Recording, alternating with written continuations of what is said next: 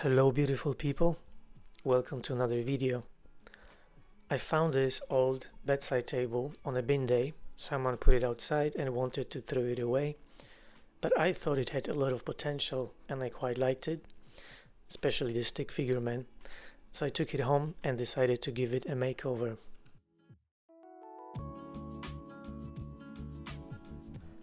I find that restoring or making over old pieces, especially the ones which look really bad and are very neglected, give me the most satisfaction. This was the case with this bedside table, and I started off by applying some paint stripper to remove the paint.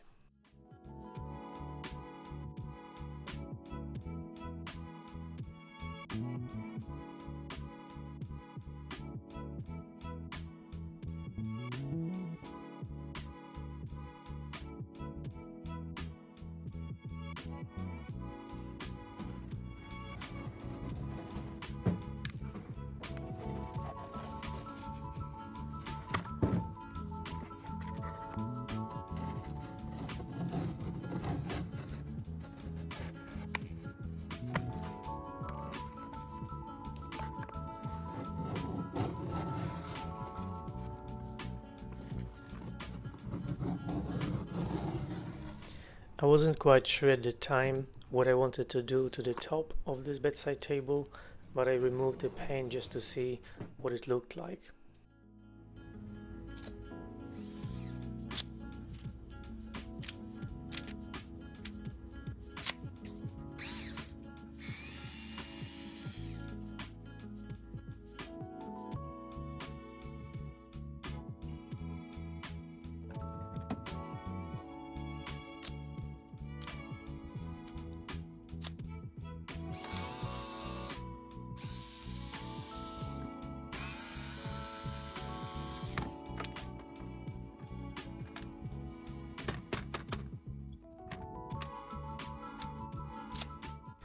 As you can see, I'm removing all the screws and handles and hinges and basically getting the piece ready for stripping and sanding, and also putting the hardware aside so I can clean it up later on and reuse it.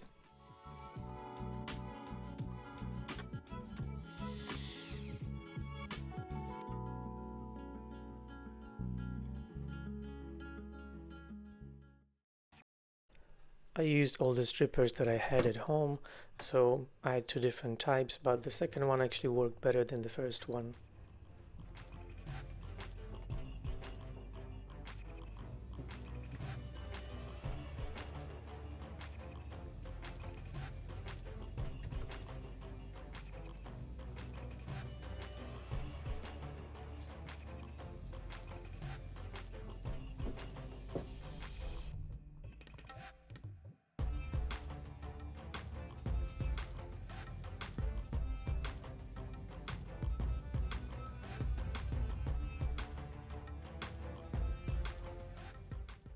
When you use paint stripper, you need to deactivate it with white spirit or mineral spirit and some steel wool, and also it helps you to remove some extra paint.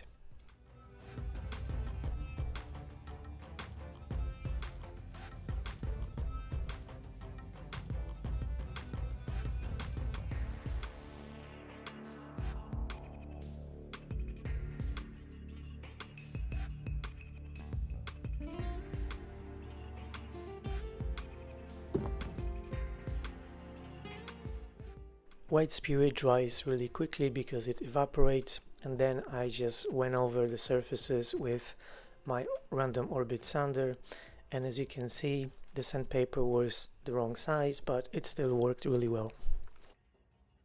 And here you can see me making a missing drawer slide.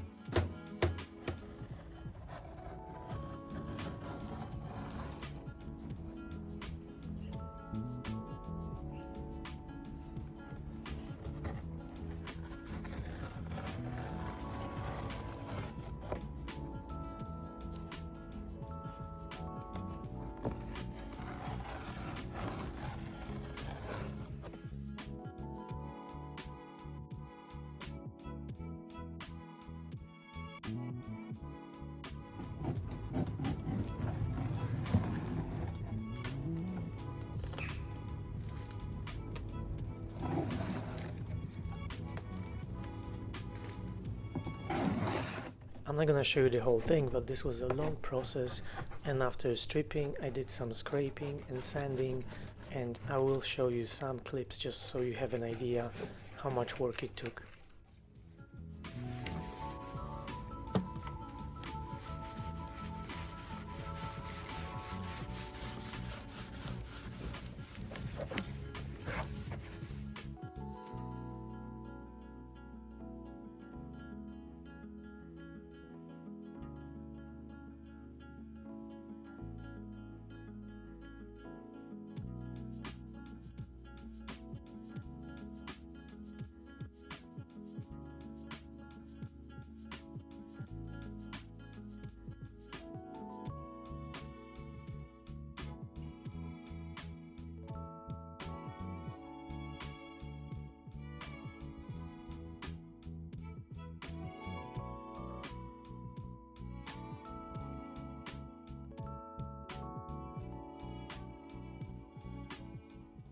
While you're watching the exciting part of sanding, I just wanted to say a quick thank you for all of you who bought me coffees through Buy Me Coffee, and for some of you who bought me gifts through Amazon wishlist. This is super kind of you. Obviously you guys don't need to do that, but I really appreciate it. If you guys watch my videos, you know that I like to sand the bottom, the back and the inside of the pieces that I work on. I just really like when the product is finished, and especially when I sell it to customers. I don't want to be ashamed when they look underneath or inside or in the back and there is something that's not done.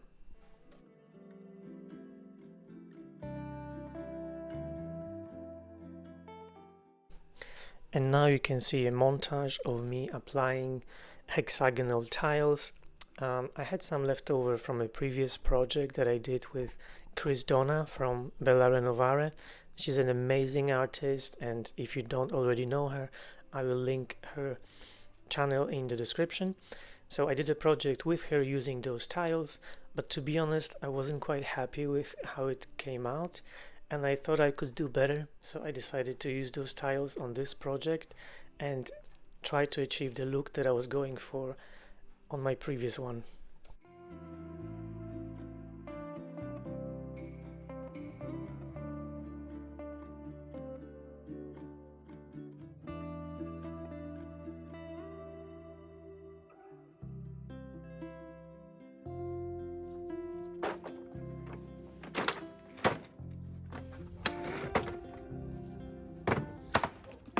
Now you're gonna see me use my scroll saw that I made using my jigsaw, a piece of wood and 4 clamps, which basically cost me £10 rather than 100 if I wanted to buy a new scroll saw.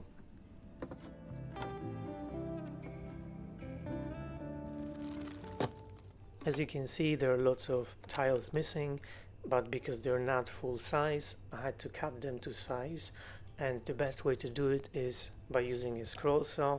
That's why I made one, because otherwise it would be quite difficult to do that.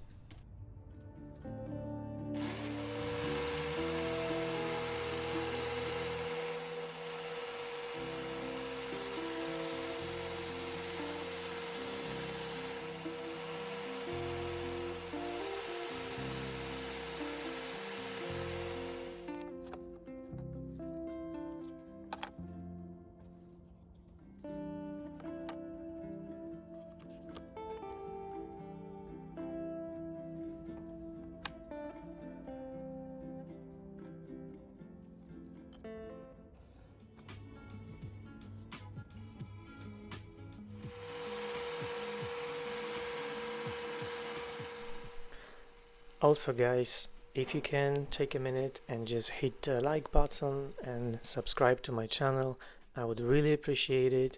It helps me a lot and it costs you nothing. Thank you. I wanted to test 2 different types of water-based wood dye, and I applied them to the same piece of tile just to kind of see the difference, and I didn't quite like it. The colors were too dark, so later on you'll see me dilute the color half and half basically with water, just to achieve the golden tone that I was looking for.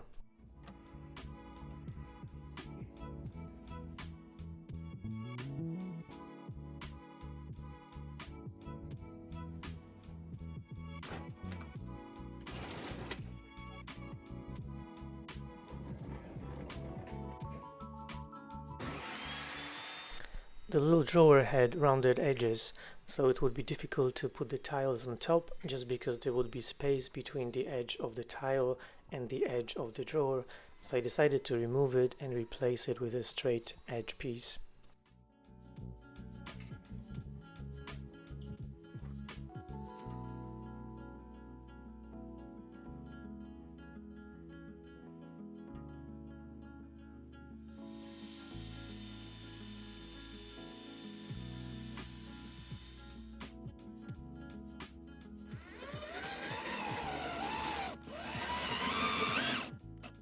So I basically screwed the piece back in place, applied some glue and the tiles using spacers just to make sure the spaces between each tile were exactly the same or as close as possible.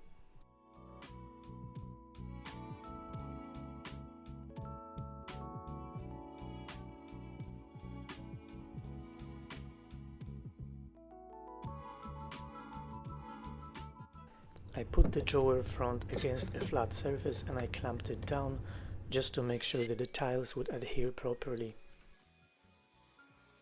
I dusted off the surfaces and with all the tiles cut to the right size, I glued them into place.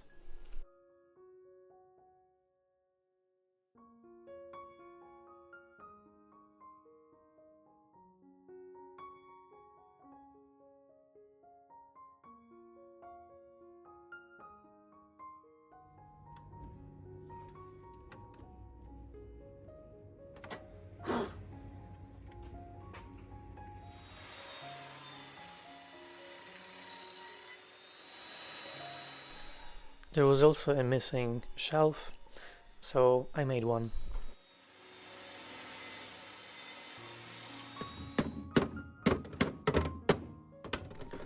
After cleaning the top, I actually realized that all the edges were rounded and I decided to replace it just so I would be able to apply the tiles with a nice clean edge.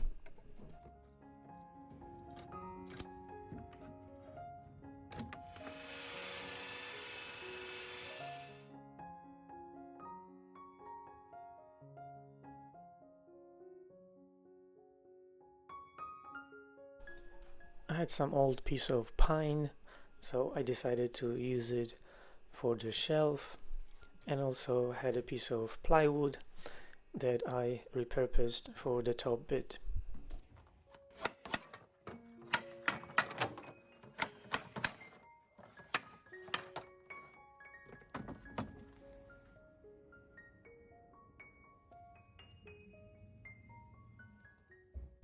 Here I'm just tracing the shape and the size of the top just to make sure that I would cut exactly what I needed.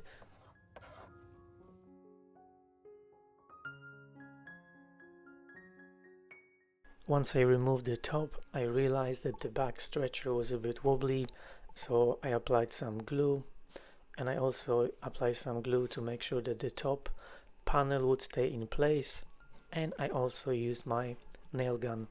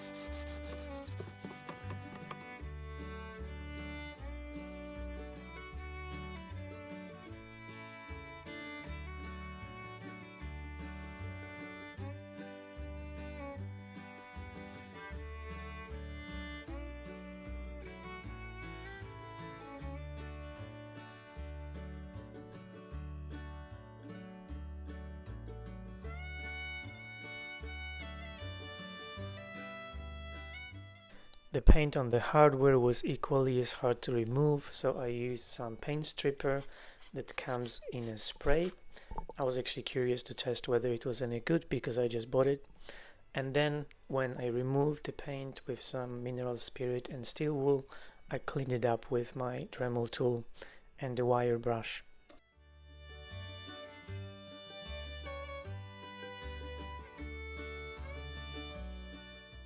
I would also like to say thank you guys for your support and your comments. I really enjoy reading them, and I would like to know what other projects you would want me to do in the future. So please comment below and let me know.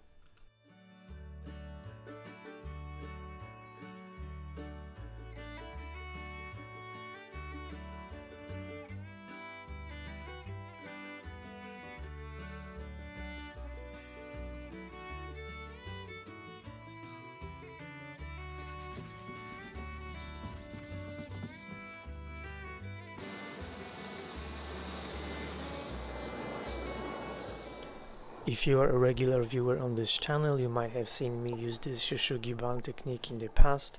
I'm basically using a propane torch to scorch the tiles and give them more interesting color and variation in color, and you will see in the end why I did that.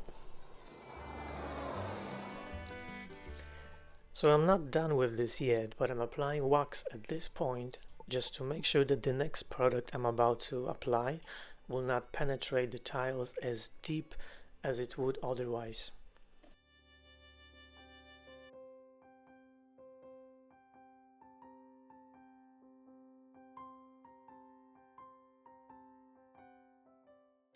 In the meantime, I decided to spray paint the hinges just so they would match the hardware. And this is the product I was talking about. I'm basically using tile grout in black just to fill the gaps between tiles and to introduce another color just for more visual interest.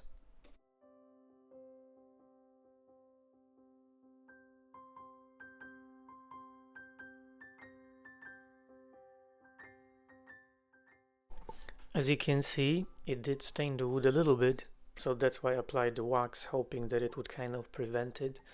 And I was able to wipe most of it, and you'll see in a little bit what else I did to get the color that I wanted. You might be thinking, well, you could have just applied the clear coat and then you wouldn't have a problem with the stain from the grout penetrating the wood at all, and you would be right, but I did actually want a little bit of the dark color to mix with everything else that I was doing, and you will see in the end why. Also, I'm just mixing some sawdust and glue to fill all the gaps in the trim and the marks from the nails.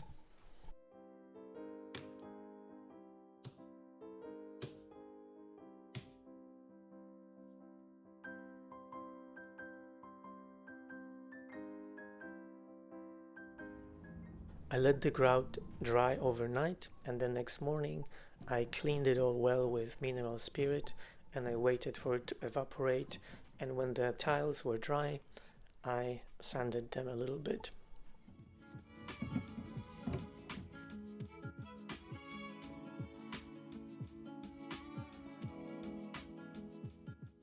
Between the sanding, the grout, the Shushugiban technique, and using a wax, it all gave me different shades and colors, and I was quite happy with it, but I needed it to be a bit more golden. The dye that I had was not the color I wanted, so I decided to dilute it with 50% water, and that was precisely the color that I was going for.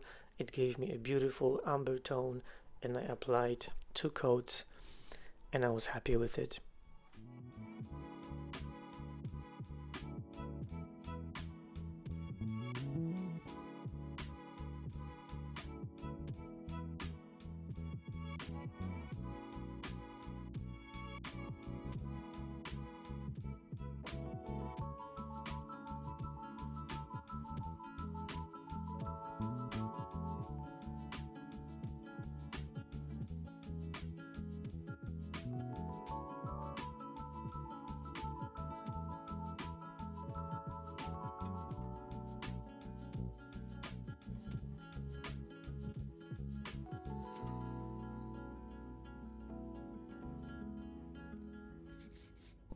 When the dye was dry, I applied polyurethane varnish and that just brought it all together and gave it even nicer umber color and a bit of a shine.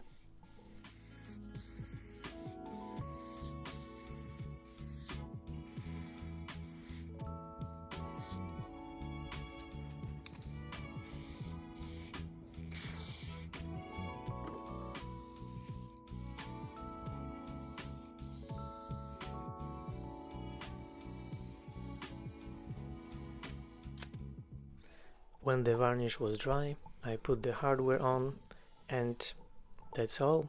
Thank you guys so much for watching, and enjoy the stage pictures.